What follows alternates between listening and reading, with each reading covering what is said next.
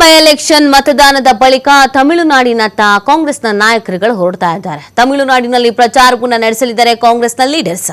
ಬಾಗಲಕೋಟೆ, ದಾವಣಗೆರೆಯಲ್ಲಿ ಪ್ರಚಾರ ನಡೆಸಿದ್ರು ನಾಯಕರು. ಈ ಹಿಂದೆ ತಮಿಳುನಾಡಿಗೆ ತೆರಳುವಂತೆ ಹೈಕಮಾಂಡ್ ಸೂಚನೆ ಕೊಟ್ಟಿದೆ. ಆಯ್ತಲ್ಲಪ್ಪ, ಇಲ್ಲಿ ಎಲೆಕ್ಷನ್ ನಡೀರಿ ತಮಿಳುನಾಡು ಕಡೆಗೆ ಅಂತ.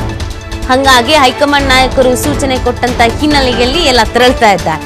ಇವತ್ತು ತಮಿಳುನಾಡು ಚುನಾವಣೆ ಪ್ರಚಾರಕ್ಕೆ ಹಲವರು ಪ್ರಯಾಣವನ್ನ ಮಾಡ್ತಾ ಇರೋದು. ಸಚಿವರು, ಶಾಸಕರು, ಎಂಎಲ್ಸಿಗಳು, ಪ್ರಮುಖ ನಾಯಕರು ಪ್ರಯಾಣವನ್ನ ಮಾಡ್ತಾ ಇದ್ದಾರೆ. ಏಪ್ರಿಲ್ 11ಕ್ಕೆ ತಮಿಳುನಾಡಿಗೆ ತೆರಳಲಿದ್ದಾರೆ ಸಿಎಂ ಸಿದ್ದರಾಮಯ್ಯನವರು. ಕಾಂಗ್ರೆಸ್ನ ಅಭ್ಯರ್ಥಿಗಳ ಪರವಾಗಿ ಪ್ರಚಾರವನ್ನ ನಡೆಸಲಿದ್ದಾರೆ ಸಿದ್ದರಾಮಯ್ಯನವರು. ಕಾಂಗ್ರೆಸ್ನವರು ಹಟ್ಟಕ್ಕೆ ಬಿದ್ದಿದ್ದಾರೆ. ಎಲ್ಲಾ ಕಡೆಯಲ್ಲೂ ಕೂಡ ಕಾಂಗ್ರೆಸ್ ಬರಬೇಕು ಅಂತ ಒಬ್ಬರೊಬ್ಬರಿಗೆ ಒಂದೊಂದು ಜವಾಬ್ದಾರಿ ವಹಿಸಿದ್ದಾರೆ. ಪ್ರಚಾರ ಕಾರ್ಯದಲ್ಲಿ ಭಾಗಿಯಾಗಿ ಸ್ಟ್ರಾಟಜಿಗಳನ್ನು ಮಾಡಿ, ಚೆನ್ನಾಗಿ ಪ್ರಚಾರ ಮಾಡಿ ಎಂತೆಲ್ಲ ಹೇಳಿ ಜವಾಬ್ದಾರಿಯನ್ನು ವಹಿಸಿದ್ದಾರೆ.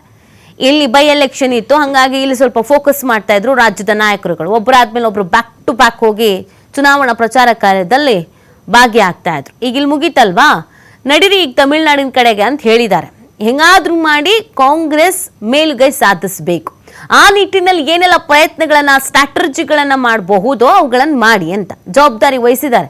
ಪ್ರಚಾರ ಕಾರ್ಯದಲ್ಲಿ, ಪ್ರಚಾರ ಸಮಿತಿಯಲ್ಲಿ ಸ್ಟ್ರಾಟಜಿಗಳನ್ನು ಮಾಡೋದ್ರಲ್ಲಿ ಒಂದೊಂದು ಜವಾಬ್ದಾರಿ ವಹಿಸಿದ್ದಾರೆ. ನೀವಿರಿ, ನಿಮ್ಮಿಂದ ಇದಾಗತ್ತೆ, ನೀವು ಕೆಲಸ ಮಾಡಬೇಕು ಅಂತೆಲ್ಲ ಜವಾಬ್ದಾರಿ ಹಂಚಿದ್ದಾರೆ ಕಾಂಗ್ರೆಸ್ನ ಹೈಕಮಾಂಡ್ ನಾಯಕರು.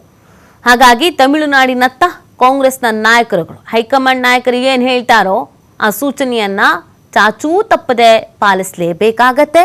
ಹಾಗಾಗಿ ಪಾಲಿಸಲಿದ್ದಾರೆ. ಇನ್ನು ಸಿಎಂ ಸಿದ್ದರಾಮಯ್ಯನವರು ಕೂಡ ತೆರಳಲಿದ್ದಾರೆ ಏಪ್ರಿಲ್ 11ಕ್ಕೆ ತಮಿಳುನಾಡಿಗೆ ಖುದ್ದಾಗಿ ಸಿಎಂ ಸಿದ್ದರಾಮಯ್ಯನವರು ತೆರಳಲಿದ್ದಾರೆ. ಅಲ್ಲಿ ಕಾಂಗ್ರೆಸ್ನ ಅಭ್ಯರ್ಥಿಯ ಪರವಾಗಿ ಪ್ರಚಾರವನ್ನ ನಡೆಸಲಿದ್ದಾರೆ ಸಿಎಂ ಸಿದ್ದರಾಮಯ್ಯನವರು. ಇವತ್ತು ಯಾರೆಲ್ಲ ಹೋಗ್ತಾ ಇದ್ದಾರೆ, ಏನು ಎತ್ತ ಅನ್ನೋದ್ರ ಬಗ್ಗೆ ಅಪ್ಡೇಟ್ ಸಿಗಬೇಕಾಗತ್ತೆ. ಸುಮಾರು ಜನಕ್ಕೆ ಜವಾಬ್ದಾರಿಗಳನ್ನ ವಹಿಸಿದ್ರು, ಅವರೆಲ್ಲ ತೆರಳ್ತಾ ಇದ್ದಂಗೆ ಕಾಣಿಸ್ತಾ ಇದೆ.